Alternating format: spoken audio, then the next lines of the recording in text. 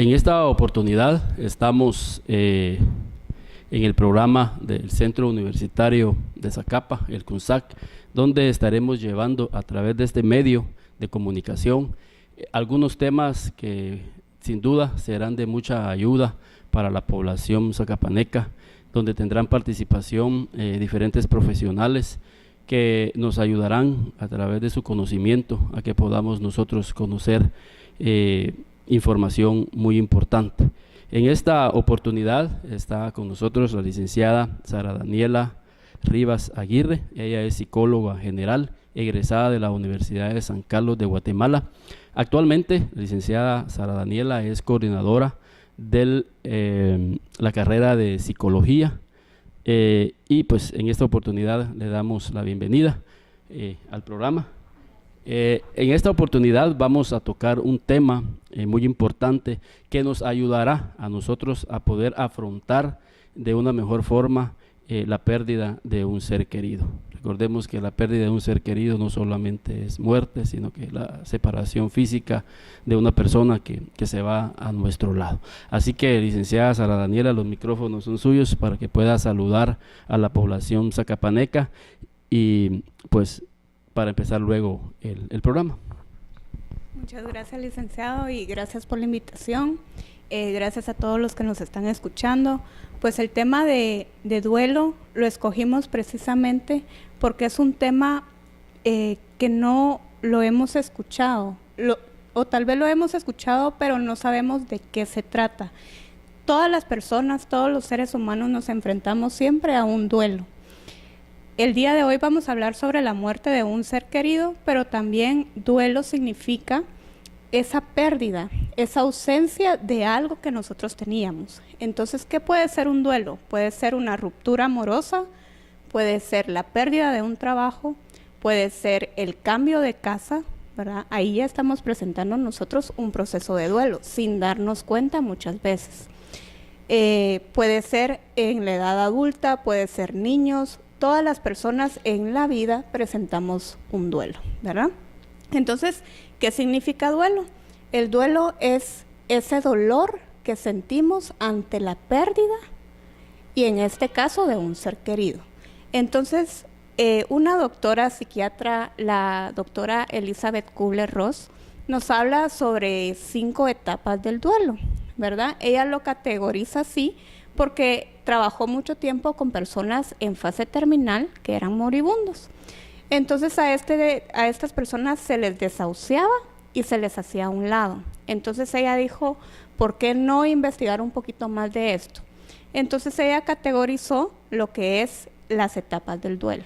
Primero se empieza con una etapa de negación o de shock, ¿verdad? Donde la persona se da cuenta que pierde al ser querido, ¿verdad? Cuando es el caso de un accidente, por ejemplo, es más impactante, el shock puede durar más, la negación puede durar más, pero es un mecanismo de enfrentar la conmoción emocional que nosotros tenemos, ¿verdad? Porque es un desequilibrio en nuestra cotidianidad.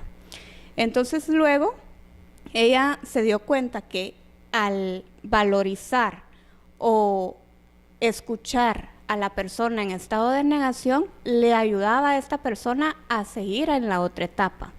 La otra etapa es la ira, donde la persona viene y dice, ¿por qué a mí? Si yo perdí a mi pareja, por ejemplo, en un accidente trágico, la persona tiene muchas dudas, se empieza a preguntar, ¿por qué a mí? ¿Por qué me está pasando esto? ¿Por qué no al fulano que es malo? ¿Verdad? Muchas veces también cuando se nos parte un hijo, por ejemplo, dicen, pero ¿por qué no se va? ¿Por qué no se muere una persona que no contribuye a la sociedad? ¿Por qué mi hijo, que era deportista, que era médico, que era estudioso, por qué esa persona tiene que partir? Entonces hay una incomprensión y entran en una etapa de ira. Esta ira puede volcarse también hacia sí mismo si uno no lo sabe enfrentar. Por ejemplo, las personas que empiezan a beber después de una pérdida. Entonces, esta ira se vuelca hacia nosotros, nos hace daño, y es cuando nosotros los psicólogos también tenemos que abordar a este tipo de pacientes, ¿verdad? Luego hay una negociación, ¿verdad? Cuando estamos hablando de un caso, por ejemplo, de una persona que está muy enferma y que ya no tenemos mejor pronóstico, ¿verdad? Entonces ya empieza a negociar y muchas veces con Dios, ¿verdad? Hay un regateo, se llama, cuando dice, ¿por qué Dios no me permites 5 días más, 5 meses más para haber graduado a mis hijos, por ejemplo? ¿Por qué no me das 2 años de vida para ver a mi hija casada? Entonces esa negociación también es parte de esta pérdida, de este proceso. Puede haber también una culpa, ¿verdad? Puede ser racional, puede ser irracional. La culpa puede ser hacia otros. Por eso, en muchos casos, cuando las personas pierden a un hijo, terminan separándose, porque hay una incomprensión y hay una culpa hacia el otro, o fue mi culpa, yo porque le di permiso, o tú porque le diste permiso. Entonces, esa es parte de otra etapa, y como los dos están inmiscuidos en un mismo proceso de duelo, ellos no ven sus emociones, simplemente las sienten. Entonces, parte del proceso terapéutico es que ellos reconozcan que ese sentimiento puede ser normal, pero también pasajero, ¿verdad? Y que lo tenemos que enfrentar, y eso se va a ir disminuyendo o desapareciendo. Al final de ese proceso de duelo llegamos a una etapa de aceptación, que es lo que la doctora Elizabeth Kubler-Ross decía, bueno, es cuando la persona ya está preparada o ya cerró ese círculo o ya atravesó ese dolor, cuando la pérdida muchas veces es irreparable, ¿verdad? Pero el hecho de que sea irreparable no significa que vamos a vivir con dolor todo el tiempo. Entonces, parte de esa aceptación es decir, bueno, mi ser querido partió, pero yo me siento en paz, y no significa olvidarlo, ni ya no voy a hablar de él, o voy a tirar todas sus cosas, o ya no voy a ver sus fotos. Simplemente es tener esa paz interior y recordarlo con mucho amor, ¿verdad? Entonces, esa ausencia de sufrimiento por esa pérdida nos da un indicio de que nosotros ya superamos la pérdida, ¿verdad? Algo interesante que usted decía, licenciada Sara Daniela, con relación a estos procesos que mencionaba esta doctora, es que ha habido hasta separaciones por la pérdida de un hijo, y creo de que es ahí en donde como pareja deben de darse todo el apoyo para poder superar esta mala experiencia, y algo que usted también decía es esa paz interior que consideramos que la podemos llegar a lograr si cumplimos pues fielmente estos procesos que esta doctora mencionaba. Y definitivamente en este tiempo en el cual nos ha tocado vivir violencia, creo que vemos a muchas familias realmente con un doble dolor, porque no solamente es la pérdida del familiar, que es lo principal, sino que las consecuencias que usted decía, ¿verdad? Que no deberían de ser consecuencias, porque estamos para apoyarnos. Algo, licenciada, que queremos aquí también, ¿qué síntomas se desencadenan cuando hay un duelo no resuelto en las vidas, en los familiares cercanos de la persona que ha partido? Bueno, sí, ahorita la situación del país, como usted decía, es muy alarmante.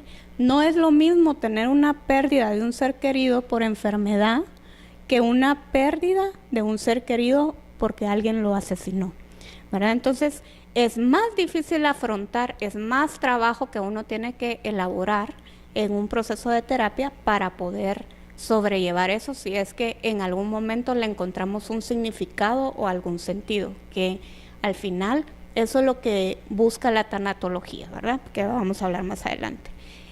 Sí puede desencadenar sintomatología. Por ejemplo, una persona que no ha resuelto un duelo puede empezar a consumir alcohol, puede usar drogas. No hay un duelo resuelto, se pueden presentar varios síntomas. Por ejemplo, enfermedades psicosomáticas, quiere decir el origen está en la psiquis o en las emociones, no precisamente por una alteración fisiológica, aunque sí el síntoma fisiológico es real. Por ejemplo, tengo taquicardia, tengo insomnio, siento ansiedad, todas esas reacciones son fisiológicas, pero el origen es psicológico o emocional. Pueden también haber trastornos psicológicos, por ejemplo, una depresión, y más aún cuando se acarrean varias pérdidas. Digamos, no solo es la pérdida actual, sino que también las múltiples pérdidas que yo tengo en mi vida y que no las he sobrellevado de la mejor manera. Entonces se va acumulando. Entonces todo esto nos sobrecarga y nos dispara ya a presentar un síntoma. También un trastorno de ansiedad, que el trastorno de ansiedad se presenta inconscientemente cuando una persona le teme a la muerte. El depresivo, pues ya lo hemos comentado, de que quiere morir inconscientemente, y el ansiolítico pues tiene miedo a la muerte, entonces dispara o revive este miedo, ¿verdad? Creo de que hay un video en el cual vamos a verlo para que de alguna manera más gráfica podamos ver más claro estos síntomas que vienen a repercutir en la persona a la hora que tiene un duelo aún no resuelto. Estos síntomas no aparecen, podemos entender, en los primeros 6 meses, sino que aparecerían después de los 6 meses cuando la persona no encontró los mecanismos para poder afrontar este duelo. ¿Estaría bien? Bueno, el video que vamos a ver es un ejemplo de un duelo anticipado, porque hay varios tipos de duelo, ¿verdad? El duelo anticipado, el duelo crónico, el duelo no resuelto y el duelo resuelto, ¿verdad? Que es el más sano. El anticipado, por ejemplo, es cuando se le da una noticia a una persona de que va a fallecer en un corto plazo, ¿verdad? Entonces, esta persona igual vive su proceso de duelo, pero imagínese, estamos hablando de que el duelo son pérdidas. Entonces, la mayor pérdida que vamos a tener nosotros en nuestra vida es nuestra propia muerte. Entonces, el duelo anticipado se da cuando la persona está consciente o se le da la noticia de que va a fallecer. Ellos igual forma entran a esta etapa de negación, de ira, de pelearse con Dios, y muchas veces logran sobrellevarlo. Cuando lo sobrellevan bien, llegan a una etapa de aceptación, y ya incluso estas personas pueden planear su propio funeral. Son capaces de decir, bueno, yo en mi funeral quiero que estén tales personas, quiero tal ritual, no quiero flores, o si quiero flores. Todas esas situaciones la persona puede enfrentarlas cuando ya ha sobrellevado el duelo. El video que vamos a ver es del duelo anticipado, de una persona que pues ya no tenía otra opción para farmacológica, ¿verdad? Un tratamiento. Entonces él sabía que iba a fallecer. Entonces, si se dan cuenta, esta persona estaba en una etapa de aceptación, pero también regresaba a una etapa de tristeza, a una etapa de llanto, a una etapa de preocupación, porque lo que nos genera toda esta situación es mucha angustia, ¿verdad? Mucho miedo. Entonces esta persona como que recae en las etapas, pero al mismo tiempo vuelve él a sobreponerse. Entonces es una fluctuación. Ok, entonces vamos a ver el video y luego lo analizamos. All right.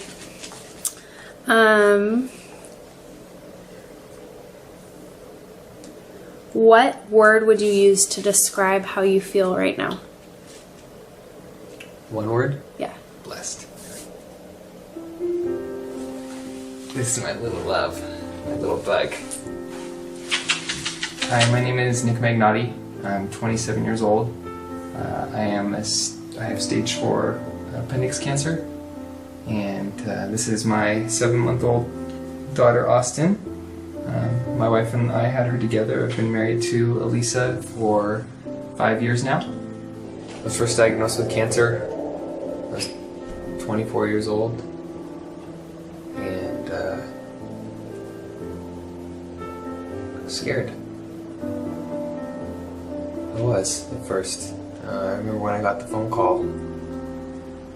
I'd just woken up. I think it was like 8 in the morning. I was still recovering from the surgery when they had removed the cancer. And Elisa was in the kitchen and I was in the living room, and I answered the phone and it's my surgeon. He tells me that I have cancer. And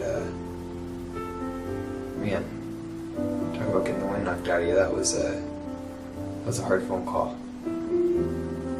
Elisa and I sat down on the couch and we cried. We decided that we were going to hit it head on. We were going to take this beast and, make it our own.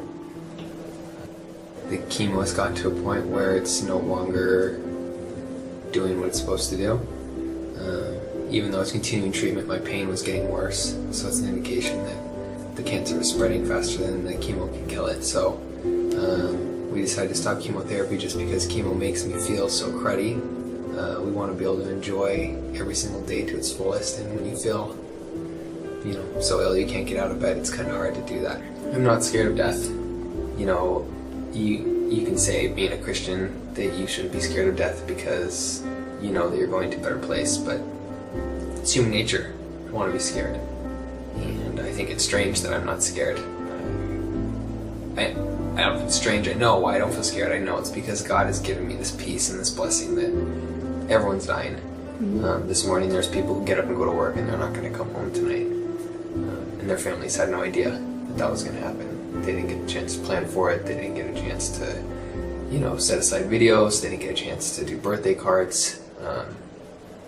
Their lives end and they move on to hopefully heaven, and their families' lives continue. So I live every day with the appreciation for today and not concerned with what tomorrow will bring. We could have a meteor hit the world and everyone would die, and my cancer would be pointless because it wouldn't have been what took me out. And I was so concerned and focused on that, and then that happens, and that would just, to me, that's a waste. I feel blessed because I'm living every person's dream. I get to spend every day with people that I love, and I get to do anything and everything that I want to do. I get to, if Elisa and I want to take our little baby Austin to the aquarium, we can go to the aquarium. The Lord has blessed us with the means and the ability to be able to do that. The relationship that's developed, the amount that I've gotten to know God, I just wish everyone could get to experience what I feel. I just feel so blessed to be able to, be up in the middle of the night in pain and be able to talk to God and be inspired to, try and help people. And I just feel lucky that even though I'm experiencing this pain, that I'm given the opportunity to change lives. In the Lord's name, I'm getting the opportunity to help people. Just for me, I hope that they will give it a thought one day at church. Something. One step in the direction, whether it's Googling just a Bible passage, reading a chunk of something, seeing if there's anything that appeals to you in any way, shape, or form. Mom, do you want to say how much you love Austin? I love you so much. Is she your little angel? You're my sweet, sweet girl, Austin. I love you so much. See you again soon. She's my little bundle of joy, and I love her so much. And this is another reason why we're doing this video, is because I want her to know that her daddy loved the Lord, and that her daddy wants to help people so that she will have the same heart. Just talking to God about how I know that even if I'm not here, that He's her father and He's going to take care of her. He's going to protect her. And He's going to watch out for her. And He's going to provide for her. I would love to be a part of raising her every single year for life, but every day the Lord gives me with her is just the biggest blessing, being a bigger blessing than I deserve. Words can't describe how it feels to have her as my daughter and to be blessed with her. So I do worry, but that's just because I'm human. I know that Austin is going to be taken care of, and I know that the Lord has big plans for her.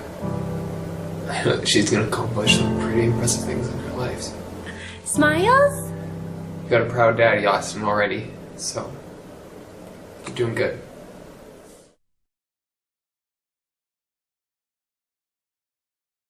Bueno, interesante este video. Creo que sin duda nos ayuda mucho a que podamos de alguna manera afrontar de una mejor forma pues una pérdida de un familiar como aún pues nuestra propia vida. Licenciada, ¿cuál es el concepto que podríamos definir como qué es la muerte? Muy bien, gracias. Yo voy a citar a Confucio, un filósofo que nos dice cómo sabemos qué es la muerte si no sabemos qué es la vida. Entonces, para primero definir qué es la muerte, nosotros tenemos que saber qué es vida. Y muchas veces nosotros pasamos en nuestra vida sin vivirla, ¿verdad? La vida y la muerte es una yuxtaposición, ¿verdad? Entonces, todos tenemos miedo a morir, pero todos vamos a morir.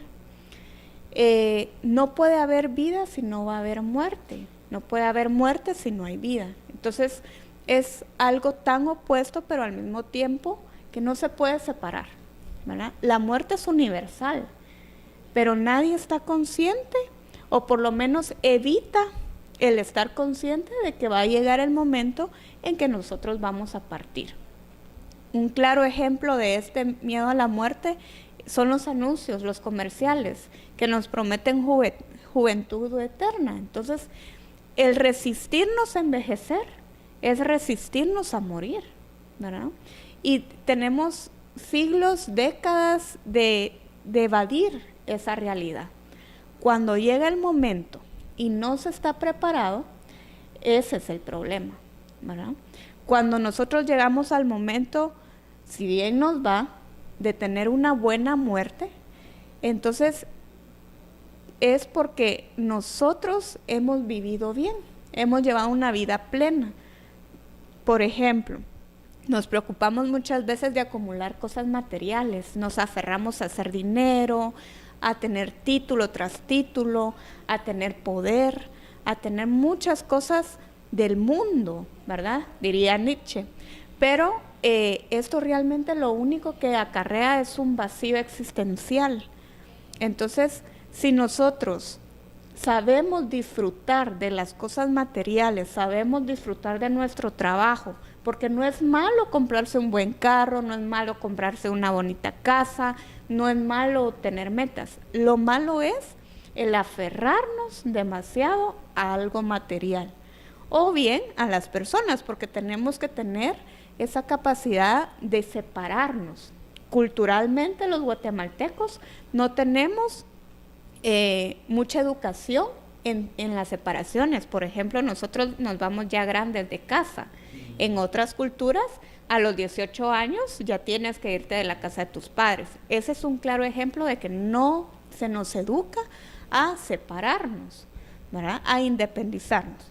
Entonces, también Elizabeth Kubler-Ross habla de la tanatología, que es el estudio de la muerte, pero una buena muerte, un buen morir, un darle sentido a esa muerte. Víctor Frank también habla sobre darle sentido a esa muerte. Entonces, vamos a morir únicamente cuando no vivimos bien, porque si una persona vivió bien su vida, esta persona trasciende. Por ejemplo, ahorita vemos que en el contexto donde estamos se oye mucho de asesinatos, de violaciones, de robo de niños. O sea, estamos viviendo en una sociedad tan enfermiza, ¿verdad? Y estamos inmiscuidos en eso. Entonces, lo que nosotros tenemos que hacer es ser más solidarios, ser más afectivos, dar más amor para nosotros poder recibir amor y no enfocarnos tanto en las cosas materiales, sino que en las cosas espirituales, ¿verdad? O familiares, o de amigos, o tener vínculos de amistad más honestos, sinceros, ¿verdad? Y crecer como sociedad. Entonces, todo eso nos va a generar que nuestra muerte sea buena porque le dimos sentido a nuestra vida y nuestra muerte va a generar un sentido, ¿verdad? Creo que muy interesantes estas palabras porque esto realmente hay personas que aunque están viviendo, pero si no están viviendo dentro de la dinámica que usted nos comentaba, prácticamente ya dejaron de existir. Y la verdad es que vivir una vida en la cual podamos disfrutar la familia, podamos disfrutar de las cosas que están a nuestro alrededor, creo que es una forma de darle valor a la existencia. Licenciada, Guatemala es un país de mucha religión, tenemos un buen porcentaje. ¿Qué papel juega la religión dentro del proceso de afrontamiento en la etapa de duelo? Bueno, nosotros como terapeutas no trabajamos con un enfoque en base a una religión, sin embargo, sí bajo un enfoque de espiritualidad, que la espiritualidad va a reforzar cualquier religión, únicamente que aquí no nos vamos a segregar a quién pertenecemos o qué creencias tenemos, ¿verdad? Simplemente si el paciente dice, creo que Dios me va a sanar, creo que Dios está conmigo, nosotros vamos a reforzar ese pensamiento, porque es la espiritualidad básica para enfrentar este proceso, ¿verdad? Porque es algo superior a nosotros, una fuerza superior a nosotros, que nos da sentido a nuestra vida, a nuestra existencia y a nuestra propia vida. La tanatología habla de que cuando nosotros morimos, no llegamos a un final, nosotros trascendemos a otra vida. Entonces, ese trascender a otra vida, como lo vamos a ver en el último video, es lo que nos genera esperanza, ¿verdad? Cierta paz, cierta reconciliación. Igual la espiritualidad nos dice de que nosotros vamos a trascender a una vida mejor. Entonces, no vamos a anular esa creencia, no vamos a decir de que eso no exista. Nadie sabe qué hay después de la muerte, ¿verdad? Es un enigma que es imposible que uno diga, pasa tal cosa, ¿verdad? Pero si la persona cree firmemente en eso, nosotros se lo vamos a reforzar. Algo que usted decía, uniendo a lo que anteriormente usted lo decía, Jesús, él decía que la vida no consistía en los bienes que poseía la persona, sino que realmente la vida consistía o consiste en que nosotros aprendamos a hacer el bien. Creo que el que aprendió a hacer el bien en esta vida, pues creo de que encontrará una mejor forma de mudanza, como decía Facundo Cabral. Entonces creo de que pues la espiritualidad sin duda pues jugará un papel muy importante en aquellas personas que lo creemos, ¿verdad? Licenciada, ¿qué recomendaciones podríamos darle a una familia que está en este proceso de duelo? Bueno, yo recomiendo de que se unan como familia, que hablen entre ellos, que se validen los sentimientos y que se entienda de que muchas veces hay momentos donde uno puede sobrellevar bien el duelo y otros no. Cada quien tiene su momento. Todos somos personas individuales. Entonces, si la madre entra en un estado de depresión, la hija puede ser que no. Si el padre entra en un estado de consumir bebidas alcohólicas, digamos, puede ser que el hijo se dé cuenta de eso, pero que se lo sepa decir, que haya una comunicación más que todo de las emociones que se están viviendo. Si el padre consume bebidas alcohólicas, es importante de que se le diga, papá, tú estás pues en un estado de tristeza, que se hable del tema, que no se evada y que se busque ayuda profesional, ¿verdad? Como te decía, es importante que rompamos el paradigma de que ir al psicólogo es cuando uno está loco, y no, es cuando uno vive situaciones en la vida donde necesita a otro ser humano para que lo reconforte, ¿verdad? Muchas veces ese papel juega el terapeuta y nosotros somos especialistas en este tipo de casos, ¿verdad? Entonces el buscar ayuda, el unirse, el hablarlo, porque muchas veces lo no dicho es lo que nos causa daño. Y luego vienen las enfermedades, vienen las adicciones, vienen los divorcios, ¿verdad? Por no decir, no dar nombre a los sentimientos que nosotros estamos viviendo. Anteriormente usted decía que los sentimientos son como un río. Y el río, al igual que los sentimientos, hay que dejarlos correr, porque si se estancan, pues se llenan de cosas sucias, como un río. Y estamos hablando de sentimientos de culpa, sentimientos de odio, sentimientos de frustración, que vienen a repercutir pues en las relaciones matrimoniales, en la familia, y eso pues va provocando o puede provocar una ruptura más adelante.